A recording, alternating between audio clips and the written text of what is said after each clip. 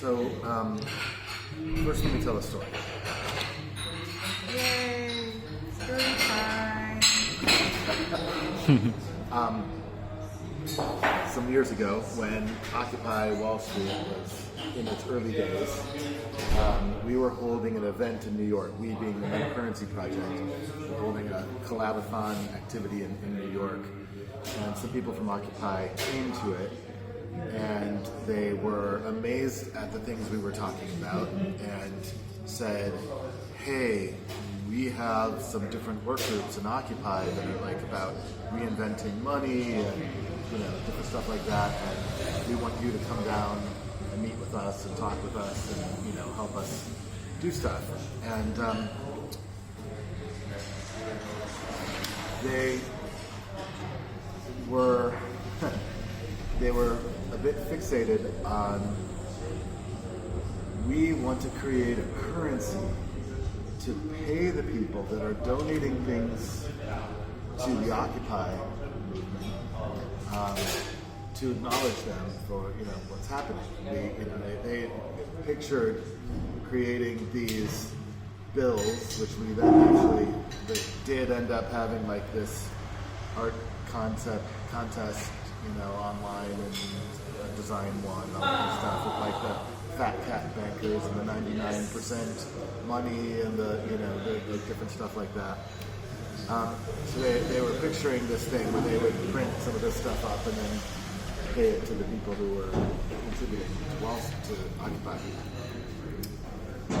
And they were a bit confounded and frustrated by our response, which was, is that flow broken? Are you having a problem getting the contributions? It seems like that's all working right now. Is there something we're not seeing? And they're like, oh no, it's working great. We want to have something to give Back, yeah.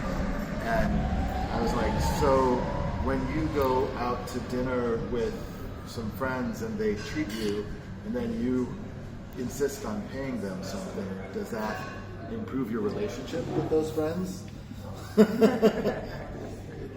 Well, no. I mean, do you like it when somebody does that to you? If you do something out of generosity and then someone tries to pay you for it, try to reduce it to a price tag, does that feel good to you? Well, no, but that's not the same thing. Like, it is the same thing. You actually have a flow that's working, and you want to mess with it by putting in a currency when it doesn't need one, right? What are the problems that you guys are having that you need to solve? And they're like, well, one guy says, sleep. We started this movement, there was particular rules, it's supposed to be a sober site, no substances, no drugs, and there's quiet hours after which people are supposed to be quiet and sleep, but the thing is we don't have any enforcement, but not only that, in my language, they don't have any membranes. They're describing how the police, people get let out of jail, and the police say, well, you can head down to Zuccotti Park and pick up tents and sleeping bags and get free food, and so there's like people that are just hangers-on, really coming and hanging out there and not necessarily following any of the agreements or rules that were set up. But it's a contentious issue because it sounds like we're picking on people, we're trying to be exclusive or whatever. But some of us actually have to get some sleep and go to work, and some of us the next day, and different things like that. And so I was like, great, let's design a currency to address this issue. And they're like, what do you mean? What is missing is that the group can't see itself. It can't see this aspect of health of itself, and it's not something that is an object that you can point to. It's a flow that takes care of well-being, and it's flows that you need currencies for. Flows, right? That's what a currency is. And so we listened about a few different ideas, and Eric Harris Brown and I came up with this thing of you have a breakfast line, right? There's a table where people come and pick up their breakfast over the course of a couple hours, right? But pretty much everybody who's there in the morning comes through that line, and it's like, so what you do is you put out 3 jars, one with a red lid, one with a yellow lid, one with a green lid, and a hole in the top, and they're ideally tall, skinny jars, if you can get them. And you give everybody a coffee bean when they come to the breakfast line, and you put in green if you slept well, yellow if it was not so great, and red if it was really a problem, and then every day the community can see the feedback from the community itself about how, and then you don't have to argue about is this a personal thing or whatever. You'll be able to see how personal or how collective or shared the issue is. And a couple people really liked that idea. They could see this is amazing, but mostly what often happens when we have these currency conversations with people, mostly the group was like, but that's not money. I'm like, no. We didn't say it was money. It's not money.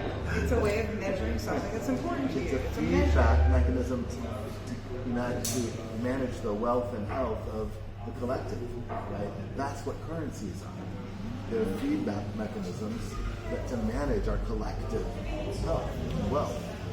And so, needless to say, they did not implement it. Okay. They didn't sleep well. And it continued to be a problem.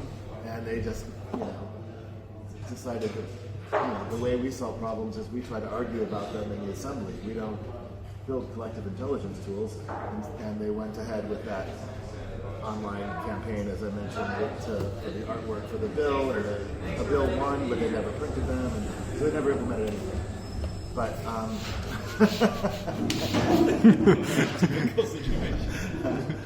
but I wanted to give this example because it doesn't have to be about reputation. It doesn't have to be some accumulation of value. You can reuse the same coffee beans every day.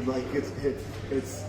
But what it is It's a much richer world that can be described if you're willing to have different ways of measuring things and different visuals around that.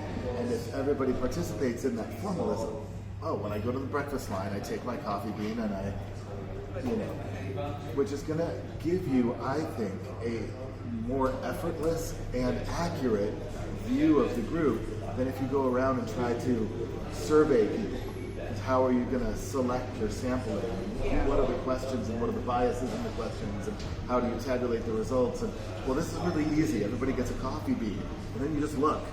And everybody can see for themselves. They don't have to trust the surveyors are not skewing the information. And, nobody has to tell on anybody or confront anybody. You can report bad behavior without any emotional risk to it. Nobody knows they were sleeping too. It's just completely unconfrontational way to do it. Exactly. So, does that all make sense? I take it, right? I mean, you may take issue with us calling it a currency, possibly, as many people do, but I don't know. This is about the 4th or 5th time you're trying to excuse yourself from calling something else a currency. I've got it now. You don't have to do it anymore. I've got it. Yeah, but there. Who knows who they are all out there in the internet world? Yeah, they've probably heard me. Oh, now am I supposed to roll my eyes? Of course, they don't get it.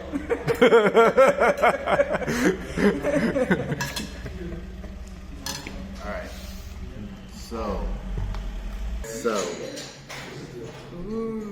the first level is the token life cycle. When I say token, I don't mean token in the way that cryptocurrency uses token as in an exchangeable unit or whatever, but I do mean an embodied expression, right? So all currencies have 2 levels. There's the level of the tokens and the level of the system.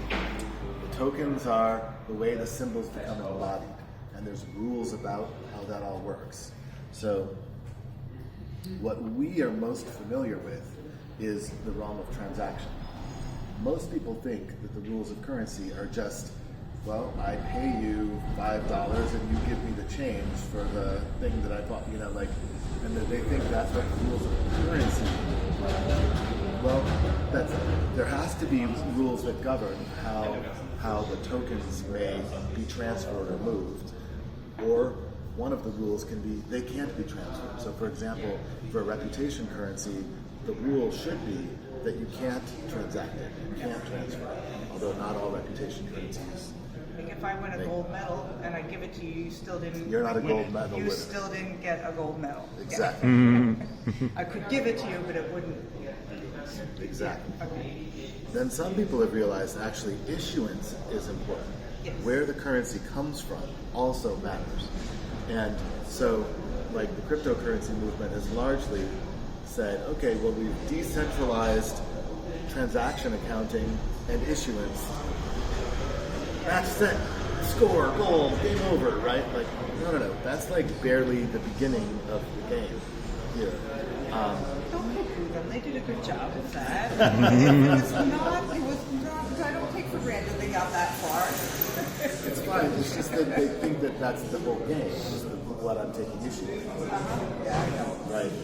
And it's really just the beginning. So, but it does matter where money comes from and how it's created. It's not just money, but it's currency. So the idea that everybody gets one coffee bean, even if a couple people come back through for seconds and cheat, it doesn't skew the results that much, right? Like, And there's no limited issue coffee bean, but it's okay. right. But a college degree has rules about how it's issued and who can issue it. The credits that you earn to get the degree have rules about who issues it. The grades have rules about who issued them, right? Like, those are all currencies, and there are specific people authorized to issue them in specific contexts, right? You can't give me a grade if I'm not in your class. Yeah. Or Right. if I'm not the teacher. Well, Yeah. right. Grade is only valid when given in the context of the class. Right. Yes. Well, it's true that you could implement that as a validation, right? Like, you could be somebody who's allowed to issue grades, and then you validate, the validation process in Holochain. That's actually how you might implement it. But I think it's It's useful clear. to look Like, at the it. authority issuing is important, and the fact that the crypto industry has created a system where they're trusting, they have a different system of issuance is significant. It's just not a whole heap. It is only slightly different. So, because you said it was different, I have to say this. Crypto space has created an artificial dichotomy. They say there's crypto and there's fiat. Okay. And they use the word fiat to refer to national currencies, state currencies, which are created from nothing, spoken to being by authority. That's issuance. That's issuance. Yes. It's issued by fiat, which comes from the Latin to speak something into being. Like the Latin Vulgate version of the Bible begins with fiat lux. Let there be light. God speaks light into being, and there is light. Right? So the state gets to say, "Let there be cash." Right? But guess what? So does a miner with the right nonce. They get to create it from nothing with the nonce as their proof of authority. So they are randomizing or changing who has the authority for this 10-minute block of time, but they're still creating it from nothing. It is still a fiat currency. So they're doing it differently, only barely, sort of. So you're saying what they're doing is they've only changed the issue. Exactly. They haven't But changed not the the idea of the method method. The method of issuance is still, I declare, that's what I Still created issue. from nothing. And the issuer has changed. That's right. I got it. Okay. Yeah. So there's a lot of other kinds of options for issuance, all types of currencies. Generally speaking, reputation currencies are an act of fiat. Somebody declares that you get this grade, or that you are a good whatever, or, right? But it's not self-declared. It's covered by Exactly. However, there's money that can be self-issued. If you, for example, do mutual credit as a structure for the currency, then you self-issue when you spend.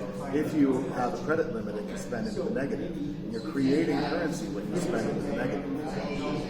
And that's a self-issuing. So there are systems that are self-issuing as well. So then we have the interplay and interoperation with other currencies. It's part of the picture, and it's part of what a lot of people in the blockchain space are trying to address now, is that it didn't design for that upfront necessarily. And then there's also the retirement, redemption, expiration, burning. If issuance is the beginning of the life cycle, this is the end. This is how these things go away. You can be stripped of your degree. If you can, right? If you're right, if you get the ongoing education, your credentials can expire. Your reputation might be good for a certain amount of time. If you're seeded tennis or something, over time it's like your seed goes down because you're not as good a tennis player anymore. Right. Yeah. So your concert ticket is no longer valid after you enter the concert. Right. Yeah, or even if you don't use this app for so long, we're going to downgrade your rate. Right. So there's rules about that's the whole life cycle for tokens, for the markers that embody the information that tracks the flows. Right?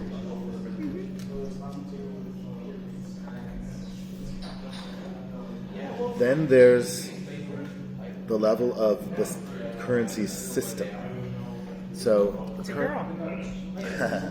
currency system was usually designed to fulfill a particular purpose, right? So it was conceived of to address a particular need, and then designed and built and launched.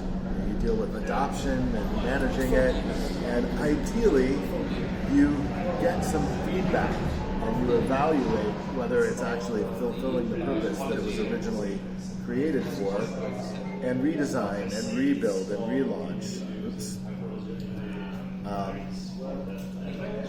And all of this part should be in orbit around that purpose that it's supposed to serve. And if you're really a responsible currency designer, then you also plan for the wind down and closure of the currency, because you don't make fun of people in a Bitcoin graveyard for thinking that Bitcoin will end. All things end. How do you do that responsibly, right? And there isn't. I mean, how much history is there for elegant wind down of currencies? It totally depends. I'm from the Balkans, but those currencies were not elegantly wound down. Well, certainly state currencies have generally been planned for badly there. However, if you consider the transition to the euro, right, they actually wound down the state currencies and transitioned to the euro, right? They did that was a transition that was orderly, and in Israel when they decided to declare the new shekel because of hyperinflation, they had a transition period. They had a trade-in and process. There was a process for doing that. Yeah, and there's actually states that have done that, like the Italian lira went through some of those hyperinflation resets, and there's a number of times that those kinds of things have happened. There's a little bit of history about decent at least wind down, or good wind down of currency. Right, but state-level currencies are not necessarily even the animal we should talk about this on, because one of the things that's beautiful about planning this way is that you can understand that sometimes you actually intentionally create temporary currencies. You create a currency to prime the pump of some kind of social flow, some pattern of connecting or whatever that you're trying to do. And once you've established that pattern, then you may be able to drop the formalism. You may be able to actually let that go. That's already you don't have it. It's like, I don't know what, my son, when he was in first grade, he got a little star every time he behaved well, And then there was, there was a wind down of that. Exactly. Eventually he stopped getting those. He was just, hey. Yeah, okay. And to this day, probably misses those stars. I had to give them to my daughter too, because I was like, what did you get for behaving well in first grade? She's like, nothing. You get good behavior stars if you behave bad.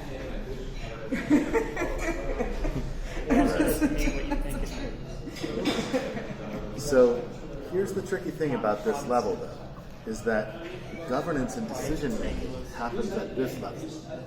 Whoops.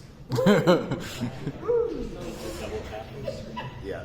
So at what level? The The design? level of the system, not the level of the tokens. So the governance of the tokens happens at the system design level, not at the token. Not the token The rules happen before issuance. Or That's right. The issuance happens as a result of the rules being established. Right. So the dirty little secret is this is the level at which the power is actually wielded. So when I say that when we talk about currency and everybody can only see the transaction of tokens level, they're not even seeing the system level at all as something that exists, much less who's wielding the power that shapes where those tokens are going and who can issue them and all that kind of stuff. And they don't see it because they're not looking. Not because it's not visible. Sometimes it's fairly well hidden, but yeah, because we just don't have the fluency, the literacy in that this is how these systems work. But we also kind of take it for granted. So if I get, a Foursquare or Audible, and it starts giving me certificates for being the late night waiter, or for being the gym rat, or for being whatever, I don't think, wow, who thought of that? Who designed it such that I need to go to the gym 3 times a week instead of 1 time a week to get the gym certificate? Like, I don't think about that. Like, Right. who's molding my behavior to get that certificate? Right. Okay. But somebody is. And more brutally, in the domain of money, the story we're basically told is if you don't have it, it's because there's something wrong with you. Oh, yeah, because you didn't contribute enough value to the system. Exactly. You don't create enough, you're not valuable enough. Yeah, you didn't create value, you don't have money. Right. And it's your fault. Not that, so like, if you Not think fair. about it, when you go play the slots, do you, as a If you were to be doing that, yes. but let's just say you are not a gambling addicted person. And you were passing through the airport in Las Vegas and you decided to blow some change and play the slots. Do you expect to win? No. No rational person would expect to win. You would actually understand the game is rigged, Yeah. and some people win, but for the most part, it's designed to take your money. That's how it works, right? But nobody actually is paying attention to how the game is rigged, and because when you're only looking at the transactional part, that looks completely fair and democratic. Yeah, I know the rules, these are the rules, if I do this, I'll get the star. And everybody transacts Everybody does approximately that. the same way, and it's not exactly true. And most people don't even think, like in the current system, most people don't think how most money is created. People are Exactly. like, where does money come from? Right. Well, In fact, there's confusion about it even in the crypto space. They talk about it as issued by governments, where that's true in China, but everywhere else, pretty much, it's issued by bankers. yeah, it's issued, Right? it's issued in the form of debt by banks. And exactly, and Then you wonder why everybody's in debt. that makes dollars more decentralized than Bitcoin. Dollars has Oh, okay. That's one I didn't expect. Show and tell in 45 minutes. If you pretend that the government is issuing dollars, then it looks centralized. When you recognize that every organization that has a bank charter creates dollars by fiat from scratch when they offset it with a loan, right? So they're creating it as debt. And there's more distributed issuance of Bitcoin than the 5 mining pools that basically govern Bitcoin. You said there's more distribution of dollars than Bitcoin. Correct. There's basically only 5 mining pools. issue 95% of Bitcoin. And the rules of who can loan what are supposedly set by the government, but actually that's kind of run by the banks themselves, and it's not clear what It's the... not who can loan what, it's the reserve levels, which Yeah. is set by the Federal Reserve, which is also a private bank, not the government. It's federal as in Federal Express, like it's just a brand name. It's actually not Not a government. government entity. So the reserve levels are set by Federal Reserve, and they are not necessarily honored. Like at the time of the bailouts in 2008, Yeah. whatever, right? They actually had, banks had to report their reserve levels, and they're not supposed to be more than 10 to 1, right? Which is still ridiculous. Yeah, like Citibank was 27 to 1 and that kind of thing. And you know, like they had loaned 27 times more money than they had on deposit, right? Which they're not supposed to do. And you speak about this really fluidly, but most people just don't really even understand what you said, which is that they invented all that money. They created it They from gave you nothing. a loan. They gave you a loan of money they didn't have in the first place. That's right. Central bank, but I don't know who owns the central bank. Well, the center, I mean, also the European Commission, the European Bank, those aren't necessarily really very democratic institutions. It's like several levels removed from democracy. Right. You don't elect the people to the central bank any more than we elect people to the Federal Reserve. Right now, theoretically, the president appoints the chair of the Federal Reserve from a list given to him by the Federal Reserve. He gets to pick one of the 8 people on the list. And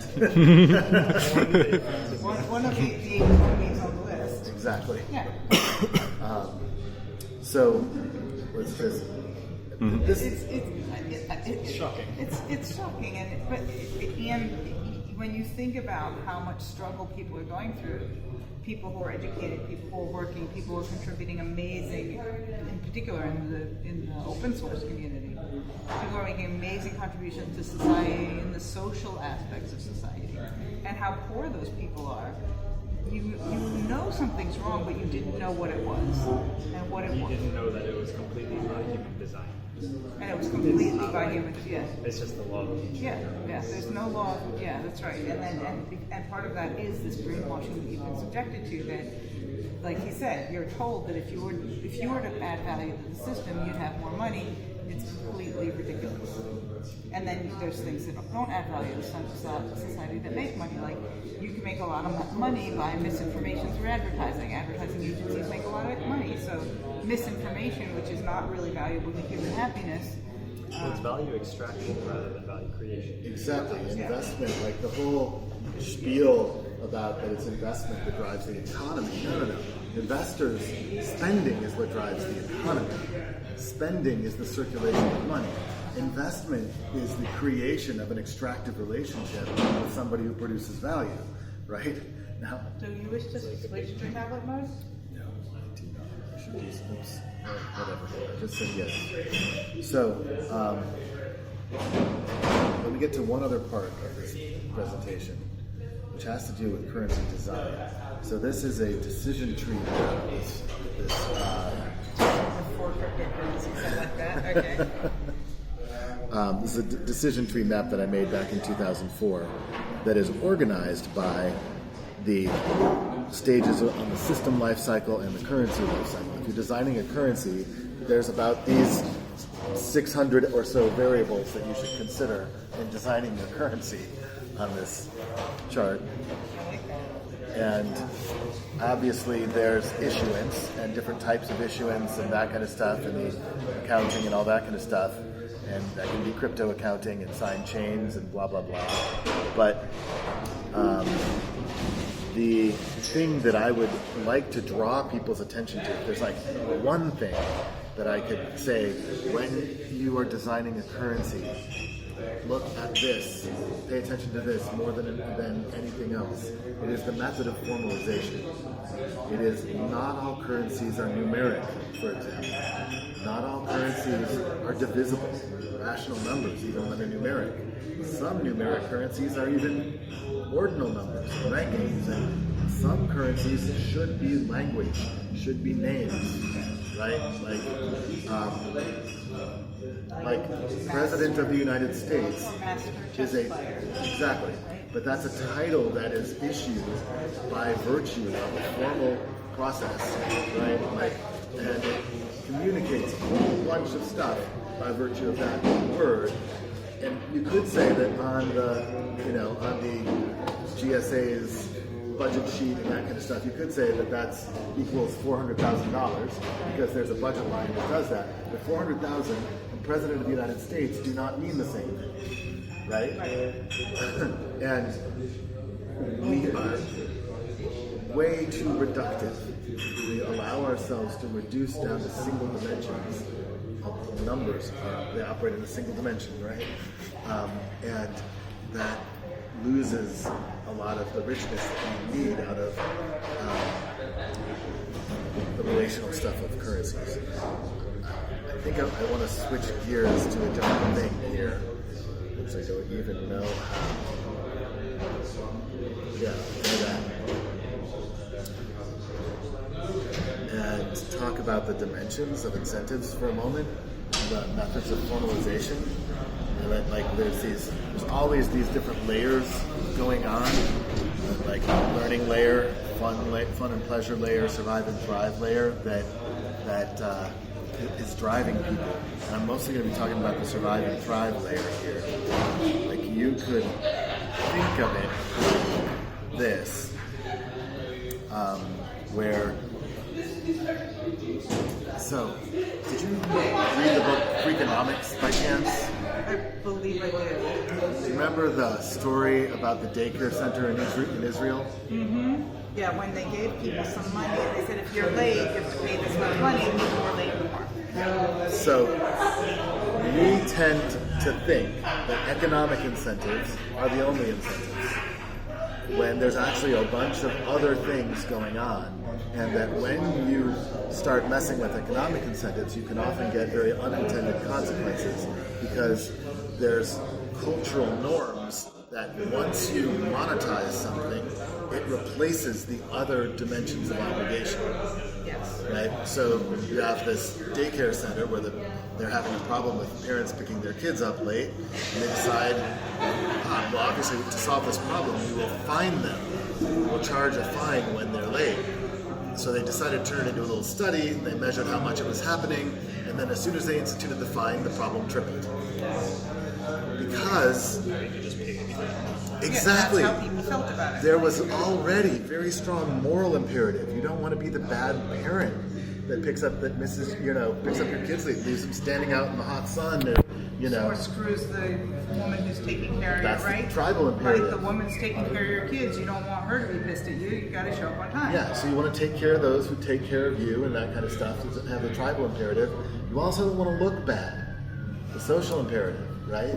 Well, if you can replace all of those obligations just by paying a mere fine, well, then I'll come when I want. You know what I mean? Like you just, and some of these things are terrifying when you look at the things that happen. Like, driving down the highway in Michigan, I discovered, they instituted a new law. They posted in the construction zones that say if you strike or kill a construction worker, it's a $5,000 fine.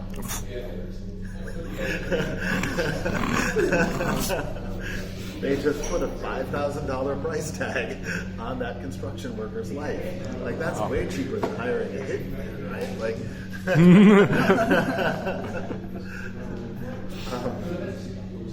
so the thing that I want to talk about in terms of methods of formalization, wait, let's go. So this is an example of when you formalize a currency using a different method of rendering the data. It might even still all come from numbers originally.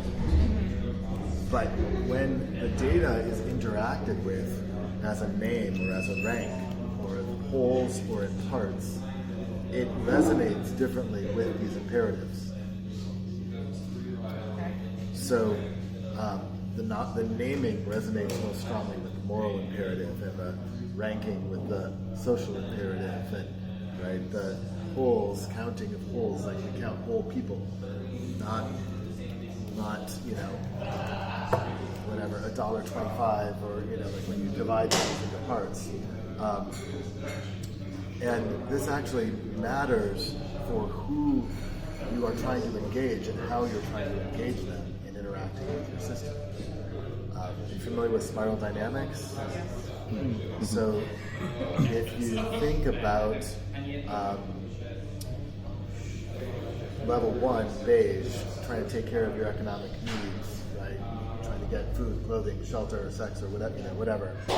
Level 2, purple, tribal, imperative, right? This is where I think say much more about that. It looks like level 3, the social imperative. There's not that many places where level 3 still rules, but maybe Donald Trump. Sorry. I think he's orange. Well, he shows up as a power monster, right? Yes, but expressed. Level.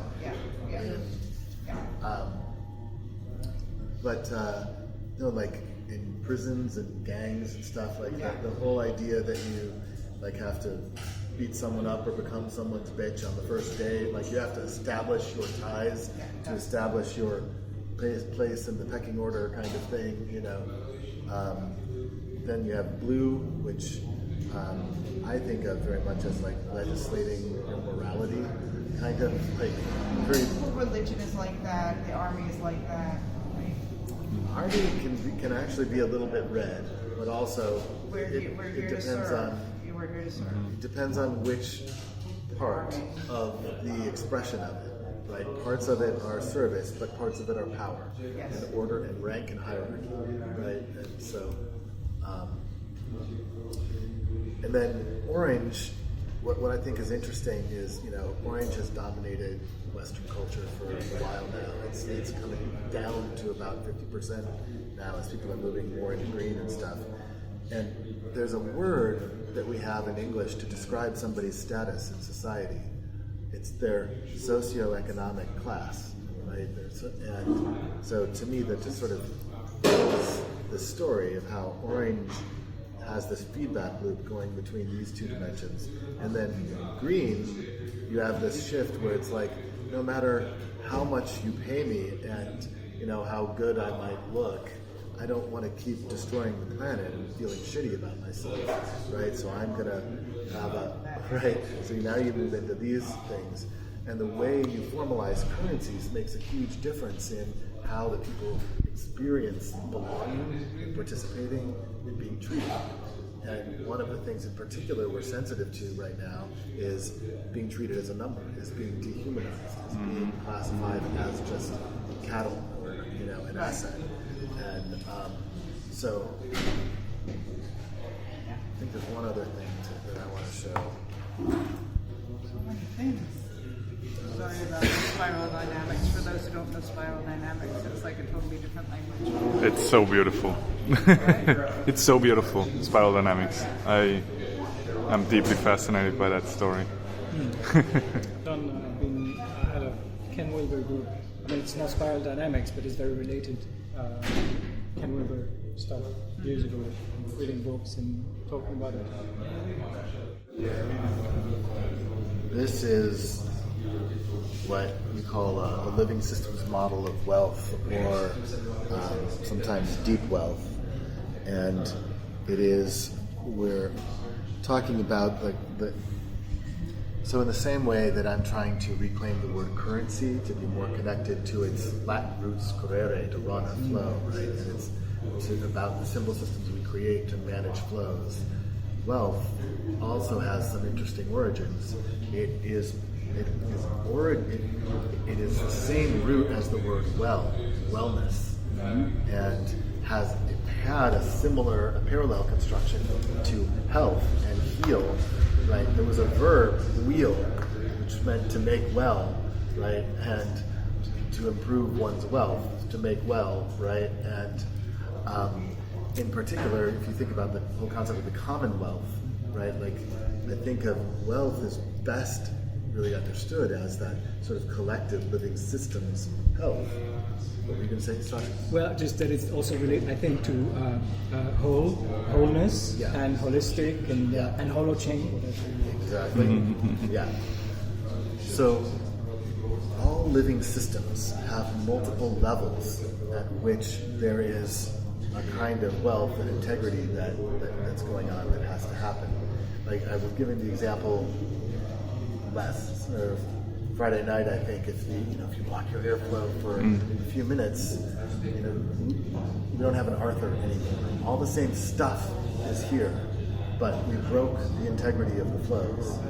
Living systems are alive by virtue of the integrity of the flows, and we are totally focused on accumulation of objects, not integrity of flows.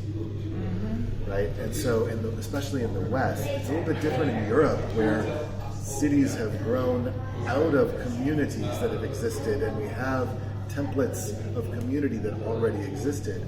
But like in the United States, when you do community planning, it's kind of like, well, we put streets and parks and sidewalks and schools and churches and stores. Why doesn't anybody experience community? All the right stuff is there. It's kind of like, here's this basket of organs. Don't we have a human? A heart and a kidney and some lungs, and why doesn't it work? Because we have no attention at all on what it is that actually makes community. For example, a community is one type of living system. So, just briefly, woohoo, wow, that is very sensitive on the zooming there. So, speculative tokens, what we currently call money, is actually not connected to the living system, that is the planet or anything. It's gambling chips basically betting on things about the planet. And so, for me, especially in the crypto space, I have a little bit of a peeve around the impulse to tokenize everything, to turn everything into gambling chips. Because for the most part, that doesn't solve any of our problems. It's not about can we monetize every damn thing. That if we could only monetize that, if I could only monetize my kid, then my problems would be solved. So the current economy is focused on those things, and in fact they often define currency as fungible, meaning every unit is replaceable with that same denominated unit, right? It doesn't matter whether it's this dollar bill or this dollar bill or this coin dollar, or but the thing is that in living systems don't work that way, and we try to treat them that way. We even try to treat them that way when it comes to like commodities and objects, right? Like this pound of beef is equal to this pound of beef, except this one's in a living cow, right? And if we treat that the same as this one, we break the cow, but the numbers don't compute that way. And when we are pulling down from these richer dimensions into gambling chips, we're losing that dimensionality of information and context and relationship. So at this one level, I'm just going to use human body as an example. So at this one level, we have parts and products. If I have adequate nutrition, I can donate blood as a byproduct, as a product that my body produces. I produce more blood than my body needs to keep functioning, right? And that is a rational number. Back on that chart there in terms of formalizations, right? That's some 1.2 pints, or however many milliliters, or right? That's a divisible amount, right? I could also potentially, at the parts level, I could also potentially donate a kidney to someone or something, but I can't donate half a kidney, right? Like parts in this scenario may not be divisible if you want them to keep functioning. Products may be. But that blood is of a certain properties to it, right? Like it has a certain blood type. And we can't trade blood types. So we can trade blood, but we can't trade blood types. But without the wealth, that is, the understanding of those properties of blood types, we couldn't trade blood safely. We couldn't actually use the fact that that blood is tradable safely, right? So there are things that are measurable that are not tradable. But then at the level of performance of systems, this would be like my blood pressure, right? By the way, Western scientific paradigm doesn't like to move much beyond properties and measures. So we tend to take my blood pressure and translate it back to a number, two numbers, right? As if it is that. Right? Well, it was that for a moment, but then 5 minutes later I got angry or ate something salty or relaxed because I wasn't at the doctor's office or whatever, and I have a different blood pressure. And the way that we measure performance of things is actually by comparison, by running them against each other and seeing which is performing better. So Olympic gold medals are a way of measuring performance. You don't get to just email in your scores and say, the guy from Zimbabwe wins the 50-meter dash. You have to show up and run on the same track under the same conditions at the same altitude. That's how we compare performance of systems, is we rank them. And first, second, third place isn't normal numbers. First and second maybe neck and neck, and third maybe way out here. They're not normal numbers, they're ordinal numbers. They're just ordering things, right? And that's rankable level. Then the relationship level of systems, this would be like my cardiovascular health. We might be able to line everybody up here in order of some rankable health characteristics, but we can't line everyone up in order of cardiovascular health because there's too many dimensions. You might say, Rafi here is totally fit. He trains for marathons, but turns out he also has a family history of early heart failure or something like that, or has a birth defect or whatever the thing is, right? And so there's too many dimensions. You can't just line them up in a simple what you actually need in order to express that relational stuff is what I'm using now, which is language. So that's nominal wealth or nameable wealth. But we also have the capacity to change systems. So when we put in a pacemaker or do a valve transplant or a heart transplant or different things like that, that's actually an evolutionary capacity that relies on understanding the relationships and modeling of all these other layers such that we can actually change it. That's in the realm of possible wealth, right? So I'm not saying that because some of that actually comes into play here. Some of the understanding and decision making of what it is that you need to confront allows us to evolve. What do I want to communicate here? So,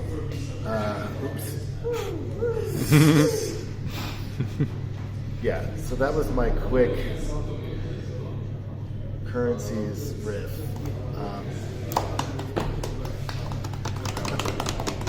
I keep talking about these educational currencies of degrees, credits, grades, but part of how I hacked Agile Learning Centers when I came in and took over the Democratic Free School and recruited it as an Agile Learning Center was I created dashboards on the walls. Every kid had a Kanban board with 4 columns. On your mark, get set, go, finish line. Go is what you're doing now. Finish line is what you've done. Get set is what you said today you want to do. On your mark is a bigger column of things that you have expressed interest in doing, right? And you put things on your board. Nobody else is running your board, but you, your Kanban board. But the act of making it visible and embodied provided a massive culture shift because it creates a healthy peer pressure of you don't want to look like you're not interested in anything, you're not up to anything. And it's like those kids that are doing all that stuff sure seem to be having a lot of fun. You know, like maybe some of the things they're doing are kind of interesting, and you know, like, and it starts engaging people in each other's stuff where it was much harder before to have that kind of visibility. So Without a teacher saying like, participate. yeah. So we just do a morning stand-up and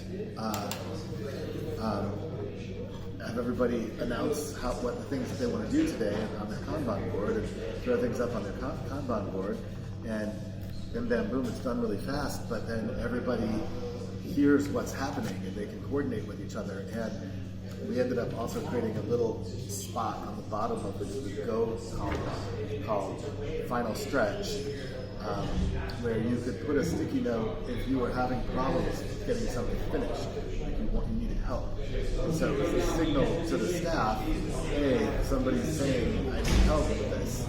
And so you didn't necessarily have to go interrupt somebody or find somebody right then. You could actually just move a sticky note there, and then the staff could actually see who's asking for help. And it just made, it was a different kind of currencies that has a very different effect than assessment and evaluation, and are you getting the right answer? But it's like, how do you even move yourself through the process, you know, so that you can see it yourself? It's not just about peer pressure. Well, I think that, I mean, let me add also to that, like, I think about this thing called reputation a little bit in this way where we have some reputation, and sometimes it's what other people think of it, but as systems get more sophisticated, it's subjective. It's like not something, it's like we know that we will know in 5 years whether everything Holochain is doing makes sense, or whether everything Bitcoin is doing makes sense. And we will know, we'll have records of everything we said. That's right. And how many people said what, and if we were recording it in a good way, we'd say these guys were, you know, X% actually accurate, these guys were X% inaccurate, and then our reputation doesn't have to be based on what people thought about us, and we could say, okay, well, this person consistently ends up on proposals that are at the end. This person consistently asks great questions that, you know, bring people to a different train of thought, but, you know, none of it gets executed. Whatever it is. So the reputation doesn't have to be so subjective anymore, and these certificates, you might get them 5 years after you actually did something, because like, yep, that did work.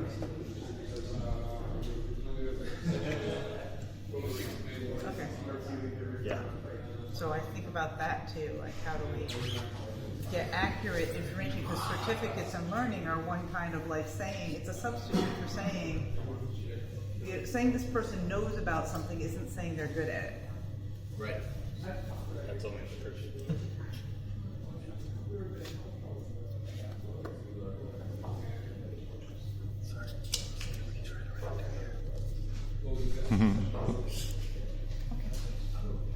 About to do that. We are about to do that.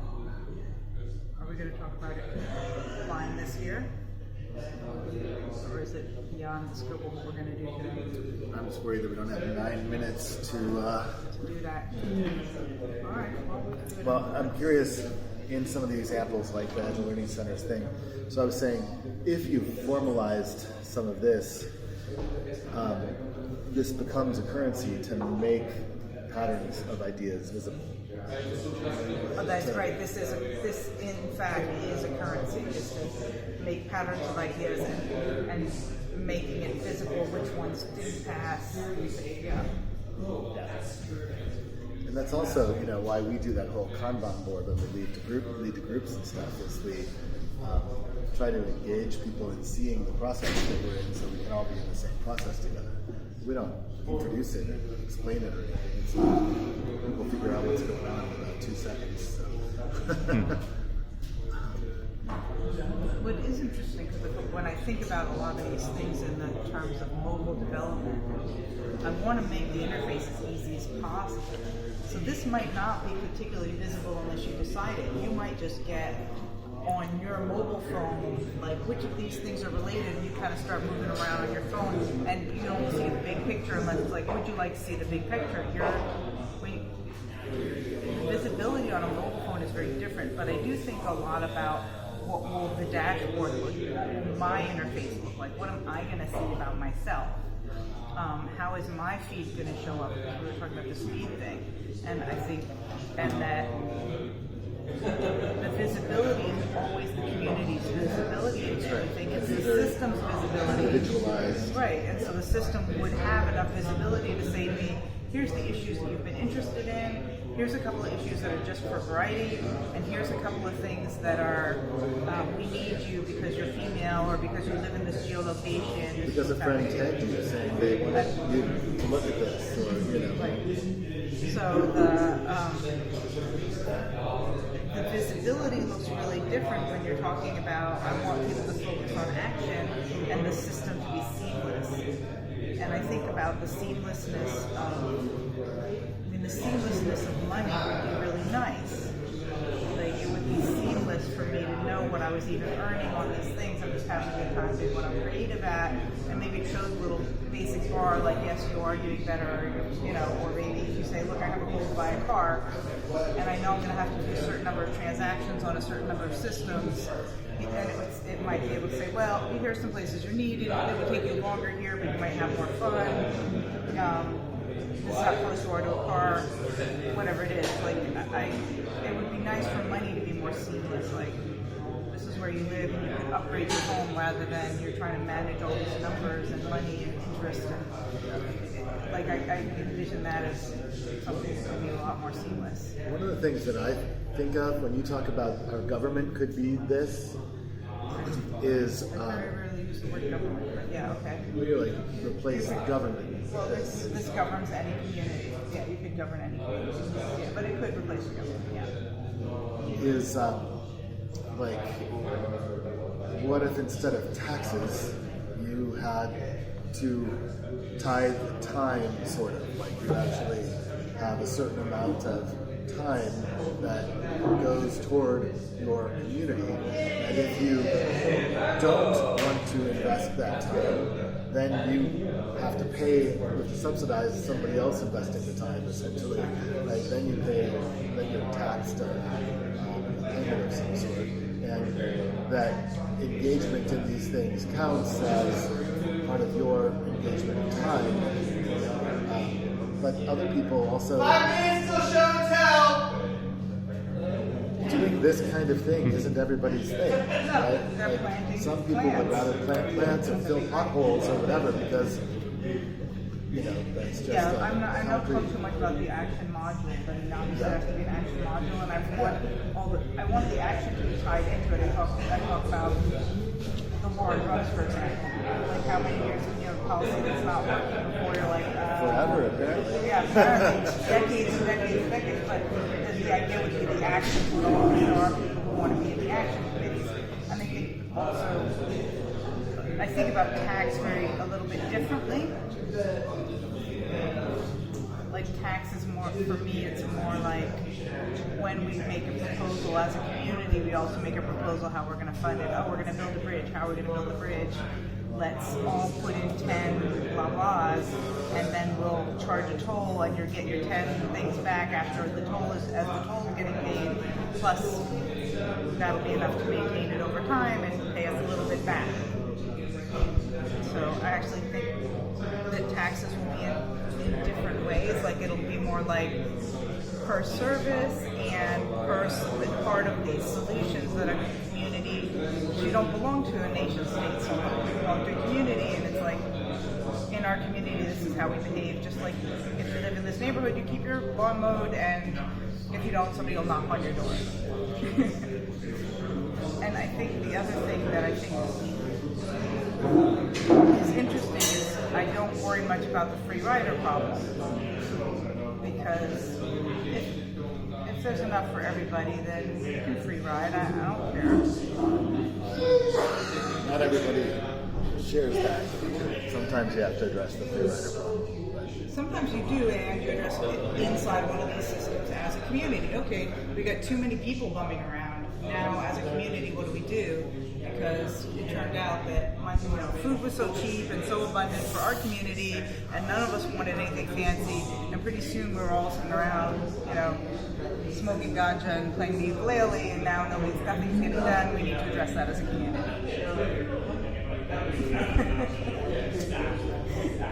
Again, if you're just sitting around smoking ganja and playing the ukulele, you might not notice nothing. And you might not care. And then the community next door has to deal with those guys who keep stealing our food. Because they're just ukulele players that come and steal from our community. So yeah, I think there's I think that the other thing about these systems that I'm interested in creating is their customizability, and people will ask me all kinds of questions about, what do you think should be, how do you think people should be paid, and what do you think about it?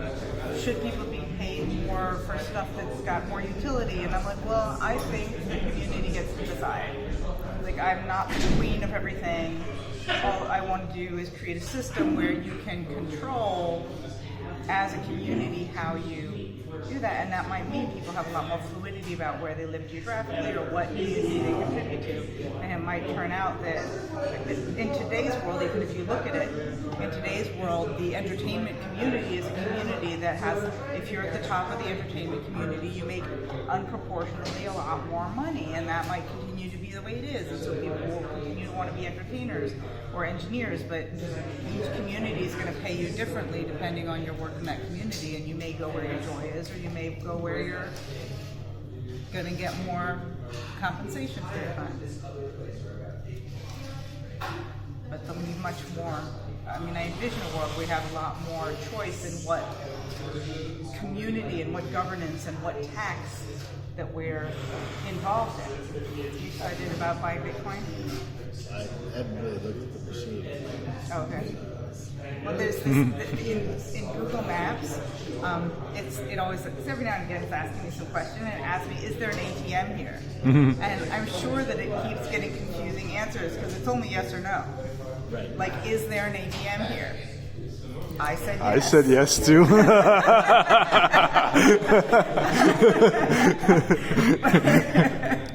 And I'm sure Google is incredibly confused about this. Some people say yes, some people say no.